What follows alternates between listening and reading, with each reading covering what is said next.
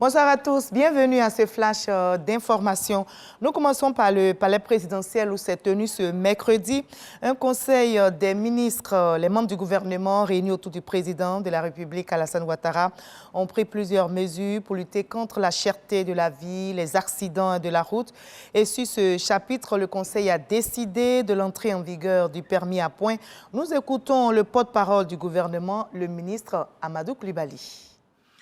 La deuxième communication est relative au lancement du permis à points en Côte d'Ivoire.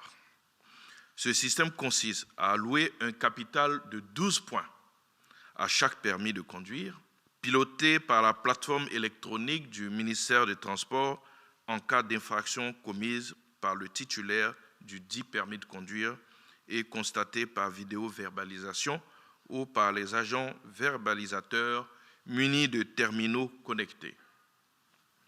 Ce capital de points peut être reconstitué par un stage de récupération dans un centre agréé ou automatiquement après une période de sursis de 2 ans pendant laquelle aucune autre infraction ne doit être commise.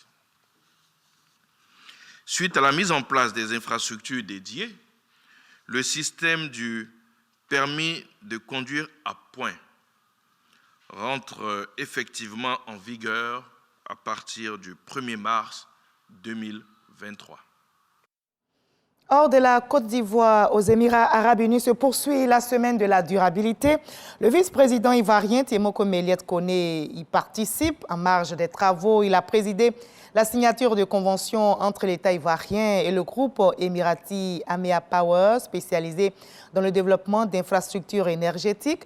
C'est une convention de concession pour la conception, le financement, la construction, la détention en pleine propriété et l'exploitation d'une centrale solaire de 50 MW à Bondoukou.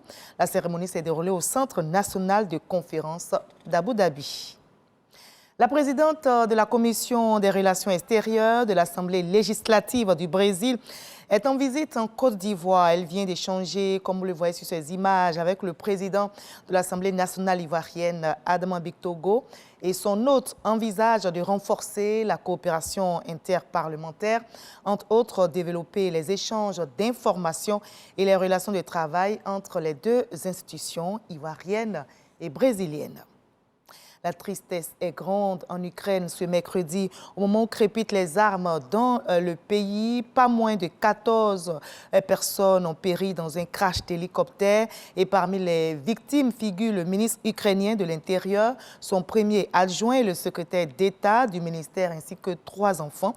Le crash a eu lieu à Brovary, une ville d'environ 100 000 habitants près de Kiev, la capitale. Des combats importants y avaient opposé Ukrainiens et Russes au déclenchement de la guerre. Et l'un des derniers accidents majeurs de ce type en Ukraine remonte à septembre 2020. 26 personnes avaient été tuées dans le crash d'un Antonov 26 près de Kharkiv. Le forum de Davos marque un retour à la normale après 2 annulations dues au Covid-19. Et si la neige est bien au rendez-vous, tout comme le sont les nombreux décideurs économiques, certaines personnalités politiques brillent par leur absence. Grand absent donc de cette 53e édition, les Britanniques, ni le Premier ministre, ni son chancelier, Jeremy Hunt, ne feront le déplacement contrairement à leurs habitudes.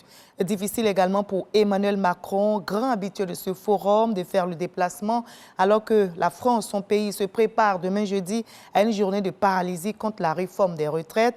Autre absent cette année, le Sud-Africain Cyril Ramaphosa. La crise énergétique que traverse son pays a eu raison de sa présence. Et nous, on sera bien présents à 20h pour la grande édition. Mais juste après ce Flash Info, suivez l'info régionale pour avoir toutes les nouvelles de nos très belles régions ici en Côte d'Ivoire. À tout à l'heure à 20h.